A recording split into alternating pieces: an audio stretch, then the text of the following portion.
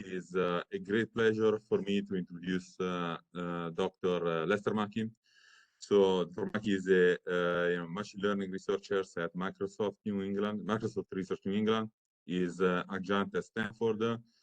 He has a PhD and an M&A in statistics from UC Berkeley and a BC in computer science from Princeton. Before being at Microsoft, he was assistant professor at Stanford and previously Simon's Math plus X postdoc with Immanuel Candes at Stanford. His PhD advisor was Michael Jordan, and he did undergraduate research with Maria Clove and David Walker. So now he's working on many things. So actually, some of my students are reading your papers on cross-validations, but in general, it studies machine learning, statistical machine learning, high-dimensional statistics, probability, many things. And most recently, maybe he concentrated on applications to things that you might talk about, let's say climate forecasting, healthcare, and many other things. So from his website, he says, that he wants to use computer science and statistics to change the world for the better. And today he's going to tell us what good he's doing with his machine learning research. So thanks a lot, Dr. Mackey, for being here. Well, thanks so much for having me. Yes, I thought I'd spend my time telling you all a story, actually. And Great. it's the story of my assorted attempts at doing some good with machine learning. And along the way, I will highlight a few different ways of organizing social good efforts. And I will present half a dozen different social good problems that would benefit from your attention. And then I'll close with some resources and some challenges for those looking to do good with machine learning. So let's get started. Um, the story begins in grad school. So in 2007, I started CS grad school at UC Berkeley. And my first order of business was to make a research website. And so I stood up a website and I put this quote on it. I said, "Quixotic though it may sound, I hope to use computer science to change the world for the better. If you have thoughts on how to do this, feel free to contact me." And I added this because I knew this is why I came to grad school and I wanted to remind myself of this fact while I was there. And then my second order of business was to find a research advisor. So I reached out to Mike Jordan and asked him if I can join his research group. And his response was, "Go learn some statistics." And so then I went off and learned some statistics, came back to Mike and asked if I can join again. And he said, "Okay, fine, you can come to my group." So it's great. And it's particularly good for our story because, well, first of all, then I had to change my websites. I learned some statistics now. So then now if you go to my website, it says, "I hope to use computer science and statistics to change the world for the better." Okay. And this turned out to be good for our story because later that year, I received this fortuitous email from Mike Jordan, which he sent out to his whole group. And it said, "Any of you interested in trying to make the world a safer place with machine learning?" And what was he talking about? Well, he was talking about combating nuclear proliferation. And the background is that the United Nations in 1996 authored what's called the Comprehensive Test Ban Treaty. And the idea was to ban all nuclear weapons testing on Earth. And to do this, you have to be able to monitor nuclear weapons testing. And they do this by essentially monitoring all of the globe's seismic activity in hopes of identifying any violations of this treaty. And so they actually have an automated system for doing this. And I'm showing you down here on the left an example output from that automated system. Each red dot represents a detected seismic event on Earth. Now, there's a problem with this, and the problem is that this automated seismic bulletin actually has many false positives. And every day, there are analysts who are hand correcting these putative events by moving them around or deleting them, or creating new ones that were missed. And so, just to give you an example of how much effort goes into this, this is what I'm showing you now on the left is the output of the automated system. What I'm showing you on the right is what it looks like after hand correction by analysts. And so you can see there are many spurious events that are now gone. A lot of other events have been moved. So a lot of effort goes into moving from the left-hand side to the right-hand side. So that's a problem. But as a machine learning person, you could also view it as an opportunity. And the opportunity for me was that, well, but when I came to this organization, they had already 10 years of these daily hand-corrected seismic bulletins. And so my advisor and my graduate student cohort, Ariel Kleiner, and I thought, well, perhaps we can learn to do the same sort of correction. Perhaps we can learn to correct the automated bulletin and to prioritize seismic events that actually need human review and hence save the human experts a lot of time. And so this is exactly what we decided to do. We made use of a lot of different features from each event, including the time, the location, speaking of time, the location, the error ellipse, the waveform profile. So when you're detecting a seismic event, you have waveforms coming into different sensors around the globe. And we put all of that into a machine learning algorithm, which in the end had 81% accuracy and 89% area under the ROC curve for flagging these invalid seismic events, which were then used for human review. And after several years of testing at the Comprehensive Test Ban Treaty International Data Center, it has now been deployed and is in use today. Okay, so that probably sounds like a good start to a social good story. But, to be honest, not much more of relevance to our story happened while I was in graduate school. So 2008 to 2012, what did I do? I built some recommender systems. I developed some fast algorithms. I proved some theorems. Uh, and then I graduated. And fortunately for our story, around the time of my graduation, my then girlfriend, now wife, finished her bar exam, and she had a lot of time on her hands. And so, like any good boyfriend, I suggested to her that we do a data science challenge together. And we both wanted to do something that would be of benefit to the world. And so we decided to work together on what was called the ALS Prediction Prize. A little bit of background. ALS stands for amyotrophic lateral sclerosis, otherwise known as Lou Gehrig's disease. This is a neurodegenerative disease that targets your motor neurons. It leads to muscle atrophy, paralysis, and and ultimately death. It's currently considered to be 100% fatal. Most succumb to the disease within 3 to 5 years. That's not always the case.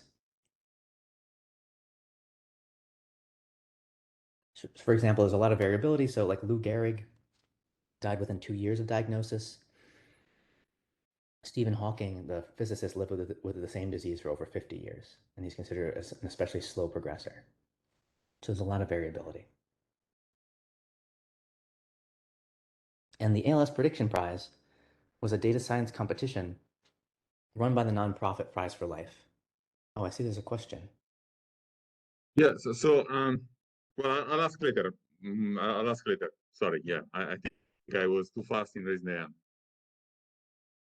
At the end of the ALS thing, I'll ask that at the end. Thank Sure, you. no Sorry. problem. So, excuse me. The ALS Prediction Prize was a data science competition that was run by this nonprofit called Prize for Life. And it focuses on accelerating ALS treatment through contests. So it has other contests as well. This was its first data science challenge. And the goal was to predict the rate of disease progression in ALS patients. And so why would you want to do this? Well, there are two main reasons. One is to help clinicians to give more accurate prognoses, but then also to identify relevant patient characteristics so they know which lab tests they should run on their patients. The second reason is actually to improve clinical trials, to stratify clinical trial patients. So, for instance, a recent 1,000-patient trial cost over $100 million. If you have less variability in your subject outcomes, that means you can get away with fewer subjects, and that makes your trial less expensive and also more interpretable. So these are the dual goals going into the challenge. And so what was the challenge itself? Well, you start by observing 3 months of longitudinal clinical trial measurements. And these come from this database called the PROACT database, which is the largest ALS clinical trial dataset ever assembled. It's available online. You can interact with it yourself. Today, it has over 11,000 patients in it. In it, you have a variety of measurements about patients. So you have functional measures. There's something called the ALS functional rating scale that tells you how far your disease has progressed. You have vital signs like your lung capacity. you have various lab tests, and then demographic information and your medical and family history as well. And given those 3 months of observations, your goal is to predict the rate of disease progression over the next 9 months. To see if your disease is going to progress quickly or slowly or remain static. Now, like any real data set and any real data challenge, this problem had a number of interesting obstacles. So I'll describe some of them and some of the solutions that we came up with. First, I said that we have these longitudinal measurements, but they were not evenly spaced. And so roughly a patient would come in once per month. Sometimes it would come in more often, sometimes it would come in less often. The exact timing was not perfect. And so this is difficult for applying a lot of machine learning methods because you don't have a lined time series. To deal with this, we essentially featurized each time series as a fixed dimensional vector of summary statistics, like quantiles and moments and variances, things like that. Second, this data was very messy, as a lot of real data is, so there are plenty of outliers and also substantial missingness. Um, Outliers sometimes came about because different institutions were using different units, and although one tried to convert the units appropriately, sometimes you ended up with a value that was in a completely different unit, and so it came out as an extreme value. There are also missing values in cases where there should only be a fixed number of discrete values. There are some unknown symbols in the data set. So to deal with this, we basically layered in some simple anomaly detection and threw away anomalies and replaced them with missing values, and then used median imputation to deal with the missingness. Fine. Now the final challenge was that most of the features in this data set were known or believed to be irrelevant. And when I say that, I mean that previously studies had past association studies between individual variables and ALS outcomes had largely come away with a lack of significance. That is, no significant relationship was known between these variables and the outcomes. But there was still a hope that when this data was brought together, we could find a predictive solution out of all of these varied features. And so for this, we wanted to use a modeling strategy that could deal with a large number of potentially irrelevant features while still getting to the signal that was relevant. And we found that ensemble decision tree methods, like Bayesian additive regression trees, work particularly well for this. So in the end, the solution we developed placed first in the competition and also outperformed 12 clinicians performing a similar task. And Prize for Life estimates that the predictions we developed would reduce drug trial sizes by 20%. And you can read more about the work we've done here in this Nature Biotechnology article. And was there a question? Yes. So one is a like almost a bit question, but so I know about Lou Gehrig's disease because of in Italy at least we talk about that related to soccer players. Now I don't know if it's a myth that soccer players get it in percentage, like let's say the incidence of the disease is higher in soccer players than in the full population. But my question was related to is there any information related to which could address this myth or whatever questions and so on in the data that you have been analyzing? I don't know because we don't have much identifying information about the individuals. Like, for instance, we wouldn't know if Right, someone's a soccer player or not. right. So I don't yeah, know if there's any reasonable way to link that data. So I'm not, it would be, from what I know about the data set, I would say it would be very difficult to answer that question. right, good. Unless you just had a separate data set of soccer player data, then that could be a great way because then we have like a pretty, I mean, 11,000 patients is pretty large as far as ALS data sets go. So you could use that as your like general population versus the soccer player population. Right. Thank you. Yeah. Okay. So as the this ALS prediction prize is wrapping up, I started my postdoc at Stanford. Now we're in 2012. And while I was there, I had a series of rather impactful conversations with a social good theme. So people like Jacob Steinhardt asked me questions like, how exactly are you changing the world for the better? And I remember thinking, well, I don't have a great answer to this question, and I need to go find one. And that led me down this path where first I discovered this organization called DataKind. It's a nonprofit that brings together volunteer data scientists and social organizations that are in need of data aid. And they have a few different modes of operating. So perhaps the most popular is what's called a data dive, which is a weekend-long event where volunteer data scientists can tackle social data problems together. One of their very first data dives was around collecting food pricing and consumption data for the World Bank. And the World Bank wanted to use this in their effort to manage poverty and thwart food crises. And this was something to which, anyone with just a desire to do good could contribute. And then DataKind also maintains what they call a data core, which are these longer term volunteer commitments where you can work with an organization for a much longer period of time and have you know, a longer and more developed relationship. And I remember, when I found their website, I remember thinking like, wow, this is destiny. Look, it says, let's use data to change the world. Here's how. This is a great way to answer my question. And it was around this time that I also learned about the Data Science for Social Good Fellowship at the University of Chicago. Since now today it's been moved to Carnegie Mellon, but then it was still at the University of Chicago. And this I thought was a fantastic idea. It's a 3-month summer fellowship for students and postdocs. And the idea is that you'll learn the skills of data science or develop your mastery of data science while actually solving real problems of relevance to governments and nonprofits. And had I not already been doing a postdoc at the time, I certainly would have signed up for this.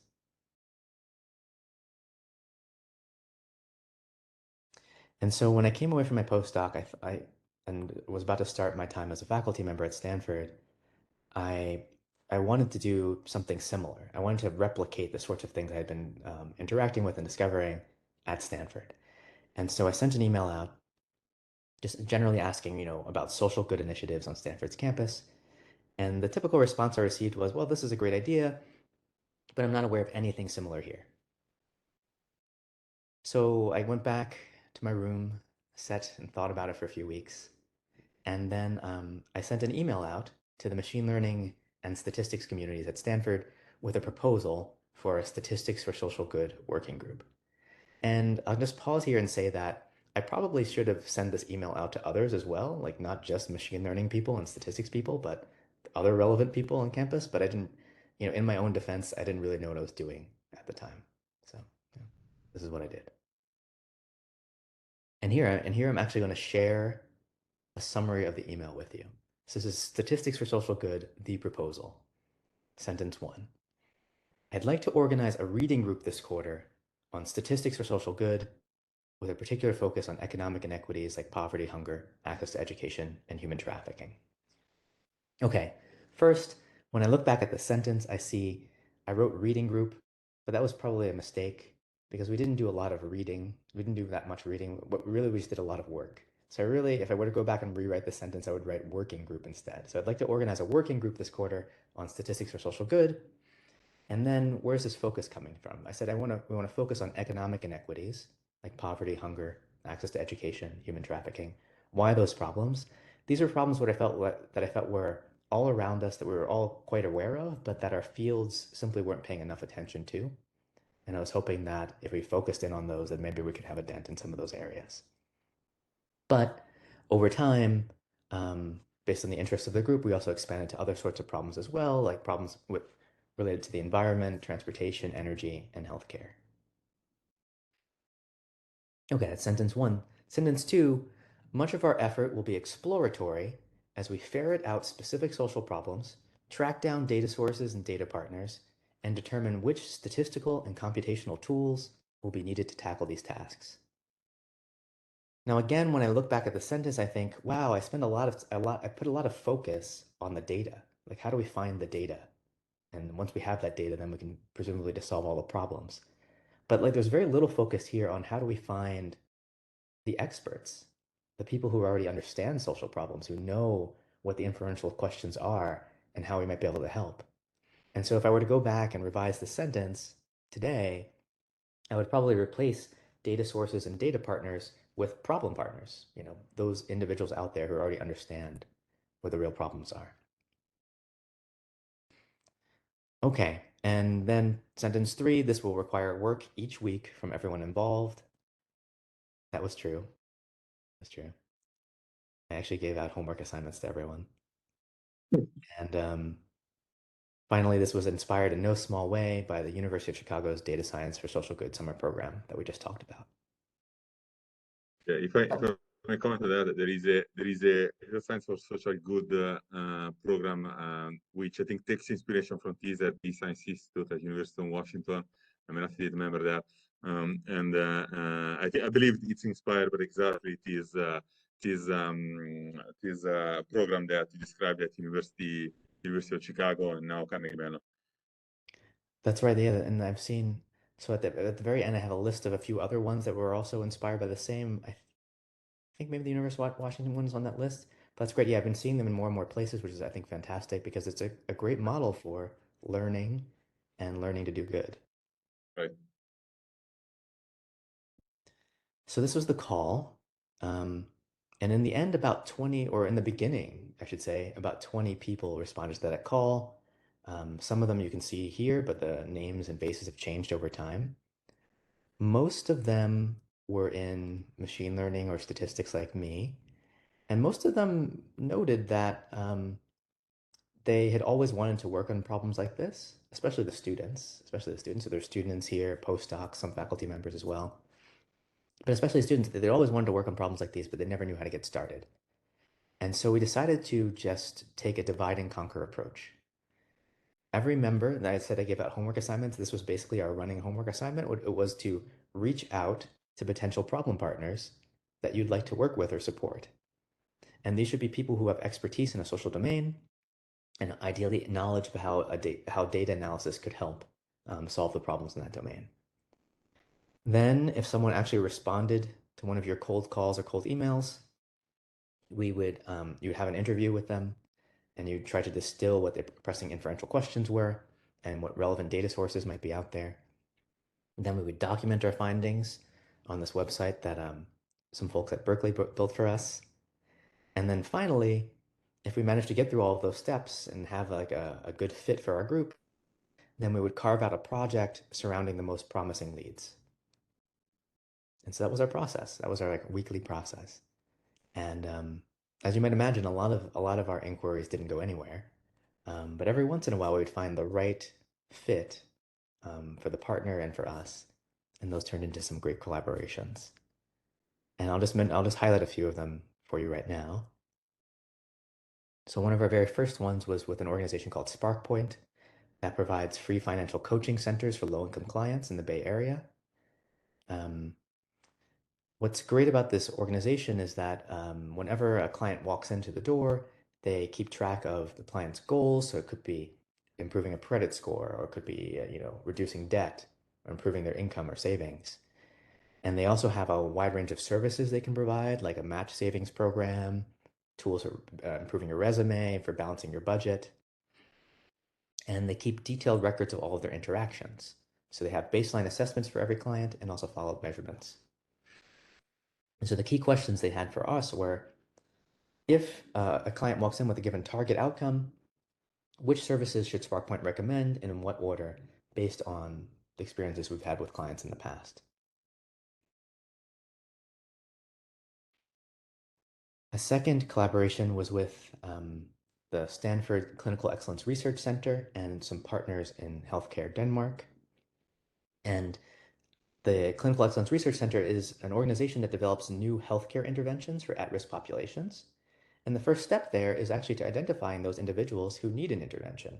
Who are the people who are likely to have large future healthcare costs who have never had them in the past?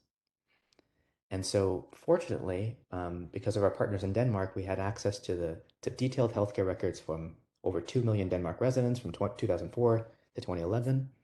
And we were able to build a tool to help predict these high-risk individuals. And we found that our tool had a 30% improvement in healthcare cost capture over standard forecasts. And you can read more about that in this BMJ Open article.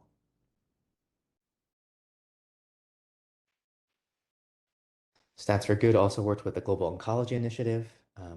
This is a volunteer organization that's trying to improve cancer care worldwide. And they asked our group to find, consolidate, and visualize opiate consumption data in an opioid, what's now called an opioid atlas, that palliative care researchers can use.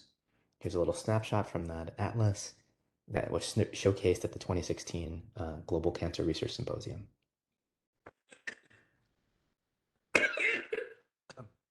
Excuse me.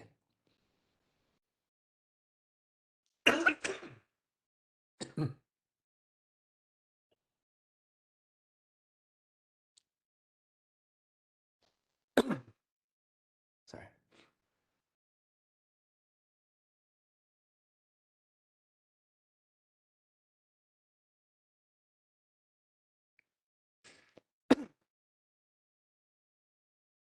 Something stuck in my throat.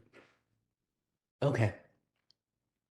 Last example is from Great Nonprofits. This is a nonprofit review platform that helps donors, volunteers, and clients learn about nonprofits that match their own interests.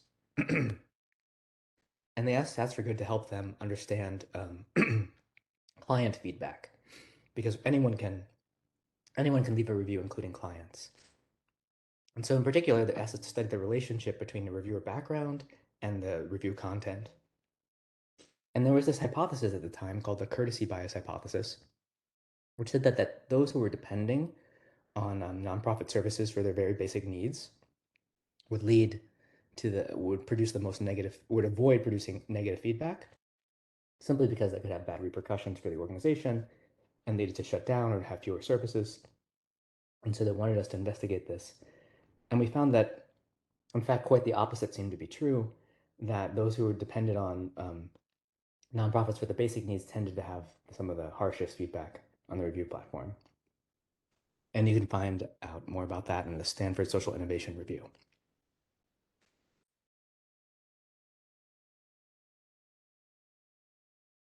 Now, along the way, we also encountered a number of what you might call kindred spirits. Are there individuals and organizations who had common goals and were looking to either collaborate or at least interact around some of these goals? So, for example, we learned about the Data Science for Social Good Google group that was started by Patrick Meyer. At Stanford, there was something called the Stanford Data Lab, which is a bit like the Data Science for Social Good Summer Fellowship, except it's a course that students could take during the year. And again, they were learning data science skills, but also tackling actual social good problems throughout the course. So the course was structured around a particular, or like one or two particular problems they're trying to solve, and in tackling that, they would learn the tools they needed. I thought it was a fantastic way to organize a course.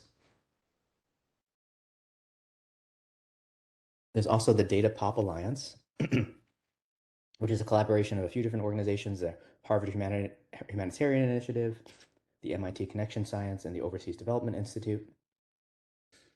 And finally, I wanted to mention the Berkeley D Lab, because there, Dave Clark and others who are particularly interested in intensive social science, but, and generally in social good, created this collaborative website for anyone interested in data science for social good to use. They call it Stats for Change. And we ended up essentially taking it over. I mean, because no one else was using it, but taking it over to document the findings and the interactions that we had with various organizations as we reached out to them and interviewed them and collaborated with them. So this is what the website looks like today. Here's the main page, Statistics for Social Change. You'll see links to partner organizations and individuals, to relevant data sources for social problems, and also to that discussion group that I mentioned. Excuse me.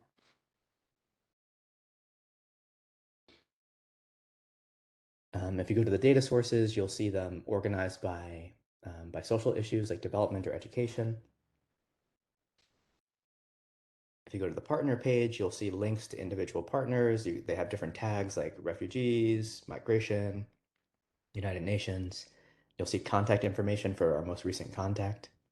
And then if you click on one of those links, you'll go to the page with more details, or you'll see an external link, links to meeting notes that we posted and shared.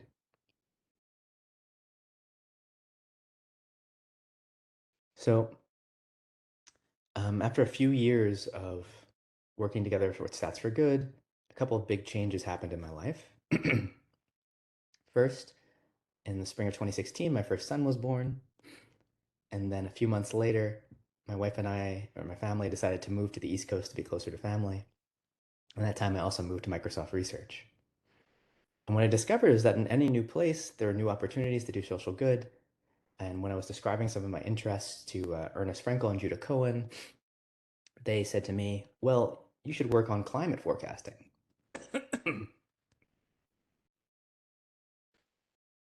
And what do they mean by this? Well,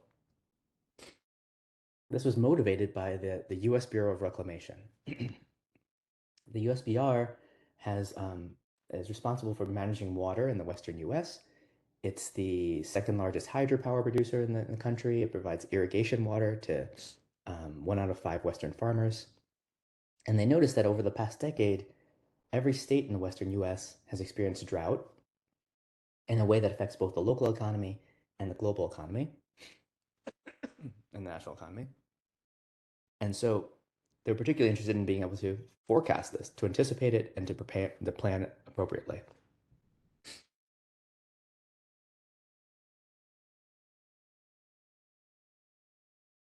And so, but their ability to do this was limited, and it was limited in part for the concern that Judah brought to me. So Judah, by the way, is a climatologist. He's the director of seasonal forecasting at Atmospheric and Environmental Research, and his primary concern was that his community, the forecasting community, wasn't making the best use of historical data in climate forecasting. So the landscape today is dominated by these dynamical models. These are purely physics-based models of the atmosphere and oceans. We can, observe the weather today, and because we know how physics works, we can simulate what the weather is going to be like tomorrow, and that's roughly how these models work. But the accuracy of these models is fundamentally limited, and it's limited by something called chaos. We know that unless you put in the perfect measurements of the weather today, your simulation of the weather 2 weeks from now is going to be highly erratic and erroneous because errors are rapidly amplified inside of the physical process that's being simulated. And so that was his first concern. And his second concern was that subseasonal forecasts are especially poor. So what do I mean by subseasonal forecasts? Well, you're likely all familiar with weather forecasts. These are the very short-term forecasts, maybe 0 to 10 days out. The reason why they stop around 10 days out is because after that, the skill of the forecast goes down precipitously. And it's for the very reasons that we just mentioned due to this chaos reasons. Meanwhile, on the other extreme, you have what are called seasonal forecasts. These are predictions over seasons or years or longer. Sometimes they're just called climate forecasts. And you see a bump in accuracy for these forecasts simply because the thing you're predicting is being averaged over more time, so it's a less noisy quantity. Now, in between, you have what's sometimes called like the desert of predictability, where the weather forecasts aren't good yet, and the climate forecasts aren't good because you're not averaging over enough time. And these are called subseasonal forecasts. This is predicting maybe 2 to 6 weeks out. Here you have predictions that depend both on local weather today and on global factors. And yeah, our ability to predict at that time scale is just very poor. And so Judah said, this is what we should focus on. This is where we can really use the most help for forecasting, subseasonal. And the US Bureau of Reclamation agreed. They said, oh, we're interested in the same problem. Oh, yes, please. There's a question from the audience here. Yes. Not too much. Come here. Come here.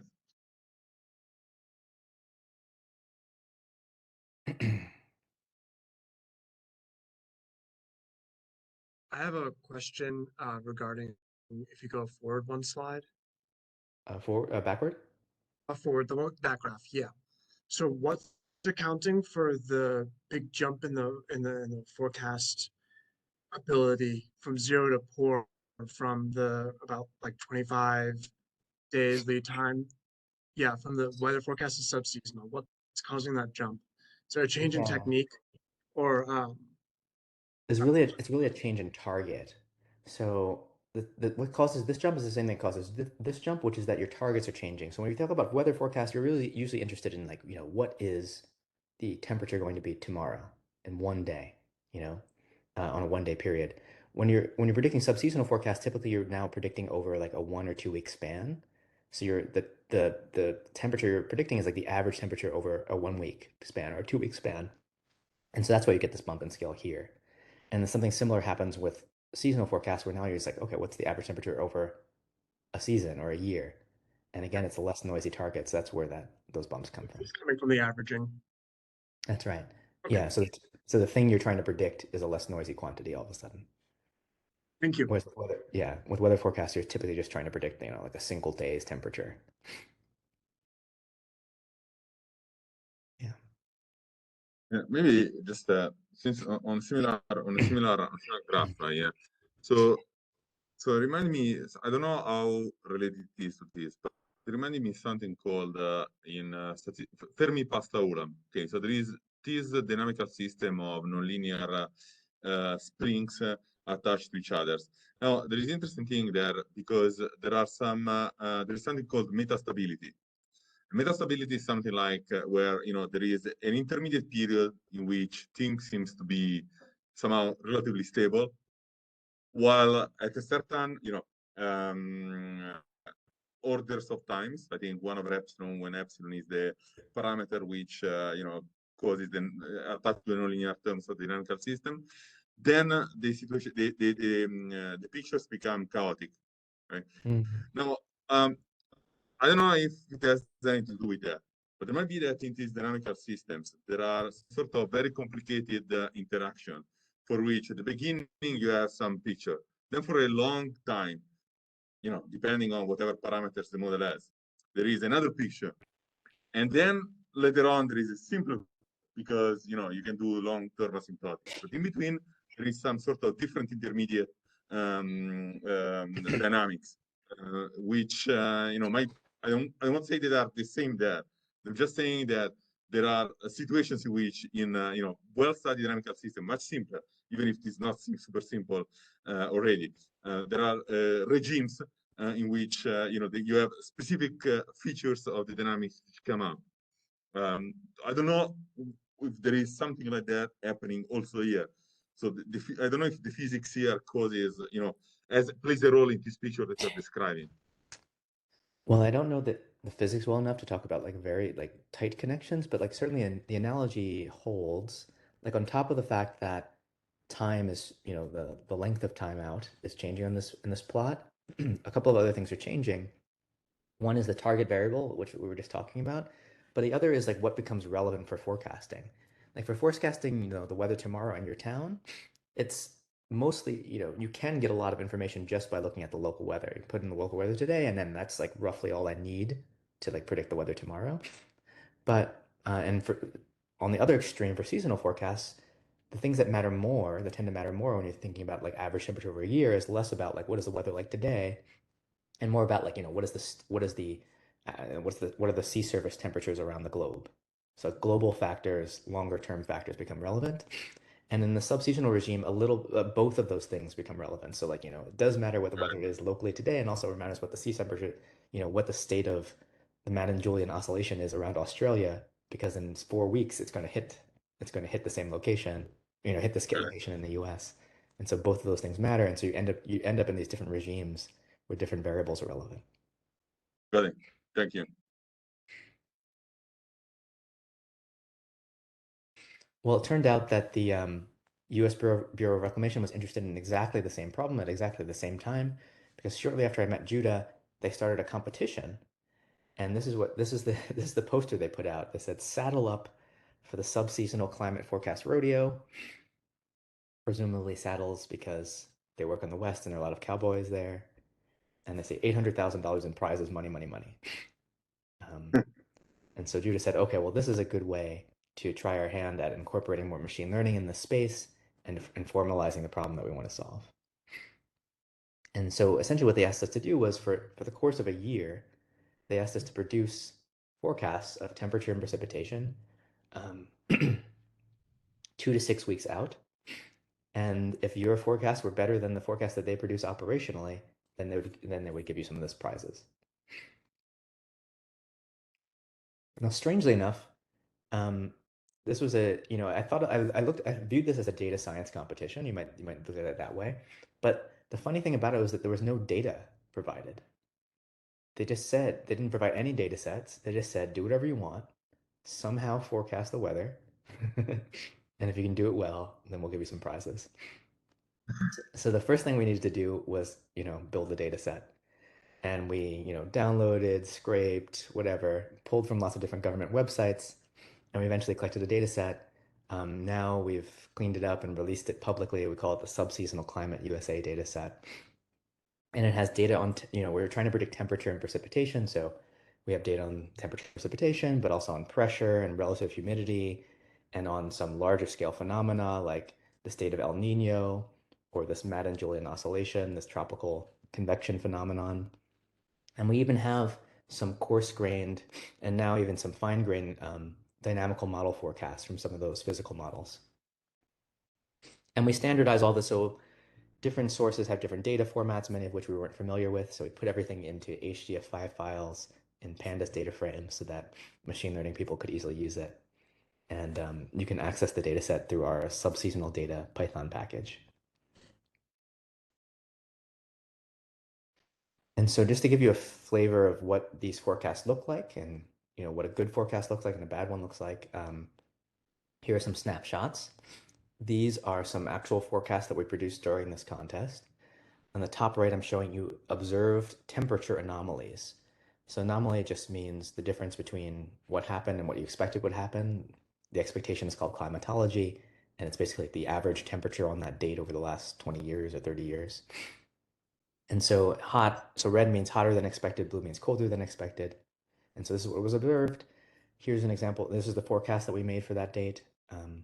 This is what you might call a high skill forecast. That here skill is measured in terms of cosine similarity. So it's basically like the correlation between the geographic correlation between our prediction and the truth. So it's between -1 and 1 is really good, and minus is like, predicting the opposite of the truth. And this is an example of what the operational forecasting model of the US, which is called the Climate Forecasting System V2. This is the forecast that they made that day. And you can see that here it's like a negative skill forecast. And why is that happening? Well, it's mostly predicting cold where it was super hot. And so it's a negative skill forecast. There was another baseline in the competition. We could never quite figure out what it was predicting. We can never see it on the map, so I don't really know what it was doing. So we'll just ignore that for now. Here's an analogous map for precipitation. Here, blue means wetter than expected, brown means drier than expected. And here I'm showing you a forecast which was basically like a zero skill forecast. It was not, correlated with the truth, nor was it particularly uncorrelated with the truth. It's just, orthogonal, a zero skill. And here's a forecast produced by CFSV2 on the same date, and here's another negative skill forecast, mostly because it was predicting a lot of dry where it was most wet in Texas. Okay, so for the competition, we developed a few different forecasting models that we found worked well. I'll just breeze through that since I feel like we're running low on time. I want to give you a question. Sorry about that. Sure. Okay, great. So so first, the skill measure again is this geographic cosine similarity between your observed anomalies and the forecasted anomalies. Here are a couple of models that work surprisingly well, and they're pretty simple. They work surprisingly well. One we call multitask locally linear regression. It incorporates lagged measurements from all those different data sources that I showed you in the prior slide. We take lagged observations of all those measurements, and then we're going to combine them together using this locally linear regression. But on any given date, we know that not all features are going to be relevant. For instance, in the summer, sea ice concentration around the globe is less relevant. And so we have a procedure for pruning irrelevant predictors using the skill loss function. A second model, which is even simpler, instead of using all the different features that I mentioned, if you're trying to predict temperature, it just uses past temperature. If you try to predict precipitation, it just uses past precipitation. Essentially, you find dates in the past that you think are most similar to the date that you're trying to predict. Then you take the observed measurements from those dates, so the observed temperatures or precipitations from those dates, and you make those the features in this nonlinear regression, and then you learn to combine those features. And then I'll show you how those two things perform in just a moment. But first, I just want to say that for this skill measure, it turns out that if you ensemble your predictions in a very particular way, that is, if you form the anomalies, normalize them by the Euclidean norms, and then average, this has the property that the skill of the ensemble will be better than the average skill of the inputs, provided that your forecasts were good to begin with. Okay, so here's a summary of some historical forecasting skill for those methods. The big punchline is that each of those models that I mentioned, multi-LR and AutoKNN, are better than the baseline. The major baseline here being CFSV2, the operational model produced by the US. But a couple of things happen. If you ensemble them, performance goes up. And if you ensemble them with CFSV2, so if you ensemble the two machine learning methods, you get a boost in performance. But if you ensemble them with CFSV2, that is, you combine the forecasts of the operational models as well, you get another rather large boost in performance. And that tells us a couple of things. One, it tells us that you can get a lot out of the historical record and actually outperform the dynamical models using historical record. But we're not capturing everything because there's still more. There's more signal in those in the CFSV2 forecast, the dynamical model forecast, that's not being captured by these dynamical models. And so this combination of learning-based and physical models seems to be the best way forward. And in fact, since then, we've been doing some additional work on hybrid physics and learning models. The one I would recommend to you today that performs better than the two I just mentioned, but in fact, it's actually, I would say, a little bit simpler than those two. We call now adaptive bias correction, or ABC for short. And we find that it doubles or triples the forecasting skill of the operational dynamical model, the CFSV2, and it also outperforms a variety of state-of-the-art machine learning and deep learning methods for weather and time series forecasting.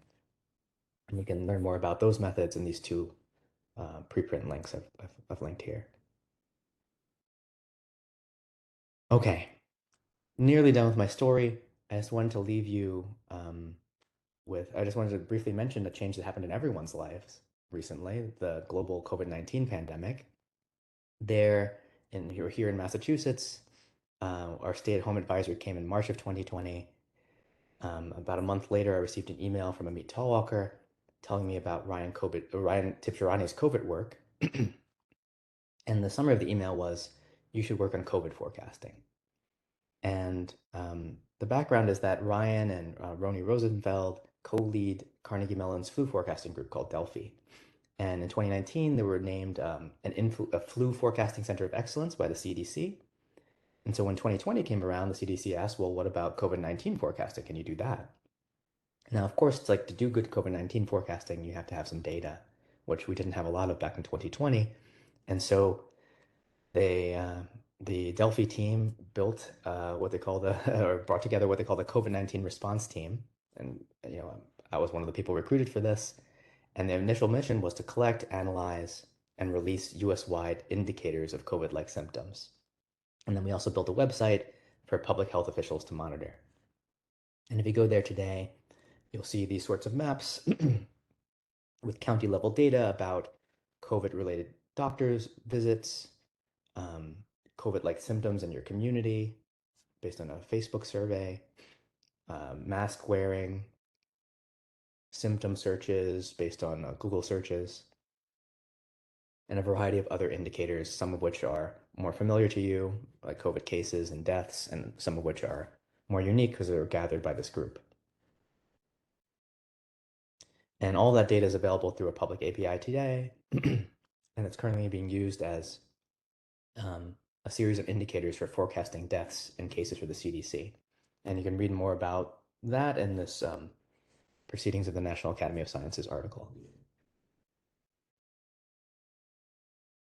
So that's the end of my story.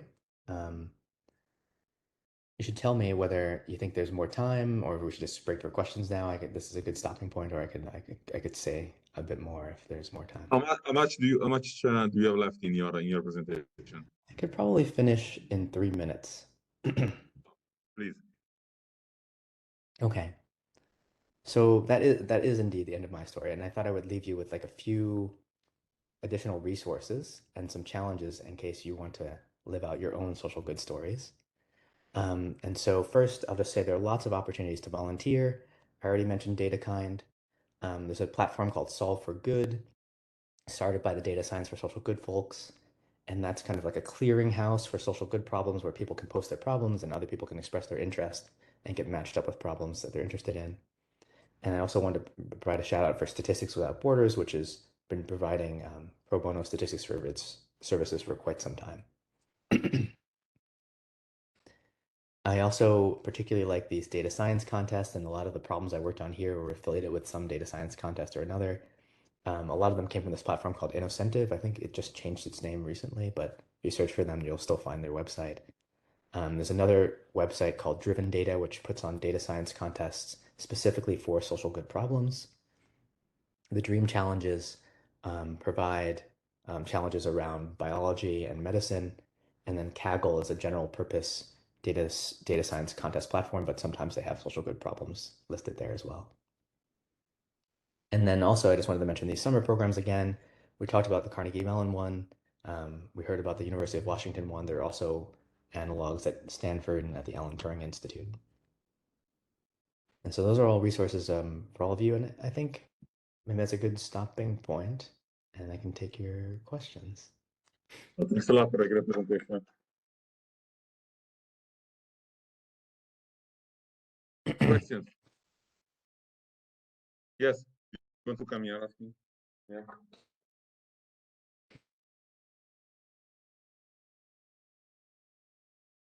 Hi, Doctor. Can you hear me? Yes, I hear you. So one of the weather forecast models that you showed results of, I think it was the ABC model, which did a lot better.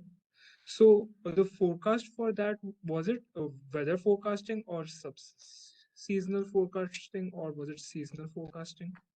It's also for subseasonal. I can go back to there. It's also for subseasonal. So I showed you some forecasts for weeks 1 to 2, basically just to give you a baseline for how poorly the model does when you move to subseasonal. But subseasonal would be the second 2 columns, like weeks 3 to 4, weeks 5 and 6. That's the subseasonal regime. This is still in like a weather range, and that's why the skill is so much better in weeks 1 to 2. And you can see that here's the operational model. It still goes from 37% down to like 7% when it goes to weeks 3 to 4, and this is the subseasonal regime. Oh, okay, nice. Thank you. Other questions? I have a question about the geographic correlations that you mentioned, right? How do you compute that? Do you just compute? Yeah. How do you compute that? You mean like what is the skill measure? Like what is that? So my point there is that, like, so my understanding is that you use the same metric in each location somehow. So you just it's not location dependent as a metric. Is that correct? So there are 2 different measures being used. So it depends on what you're reporting. So when I'm reporting like quantities over time, then I'm typically computing like a geographic skill, and so maybe just like quickly say what the measure is. So if you were interested in like the skill for a particular forecast on a single date over a region, you take your forecast for that region, you'd form the anomalies by subtracting away climatology because people are just interested in departures from climatology. And you look at the different, and so you're interested in, now you have your predicted anomalies and you have the true anomalies. And you just compute the cosine similarity between those 2 vectors. So the reason for which I'm asking is this, right? Let's say that let's say that there is lots of wind which goes in this direction like that, right? And then I am slightly off that wind channel. I don't know what to call it. While if I'm a little bit on, let's say, south, I'm more inside that wind channel. So what I'm saying is that the geometry, on which you are working is different in nearby places, might be. So if one doesn't take in consideration that, let's say, shift in the measure that you use, the shift in underlying conditions might lose a little bit of accuracy. Mhm. So what I'm saying is that if in the cosine measure that you use, you make it adaptive with respect to some other variables, which could be flow of wind or temperature gradient or whatever, that might end up being improving a little bit accuracy further. Yeah, I see what you mean. Yeah.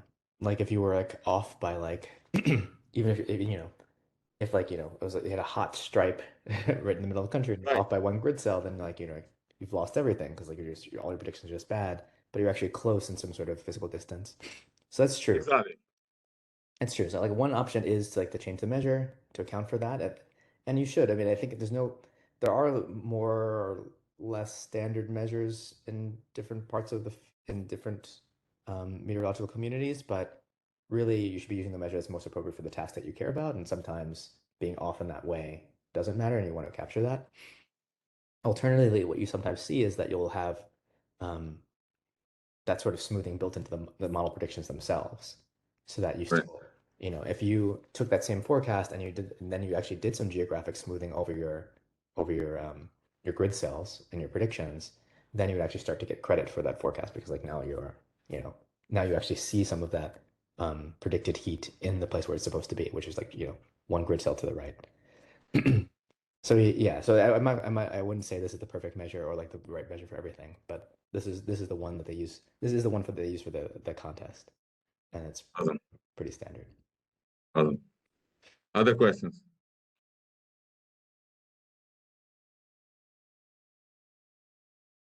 Well, if not, let's thank Dr. Mackey again for the great presentations. So thank you very much for all the stories. We enjoyed that very much. Thanks so much for having me.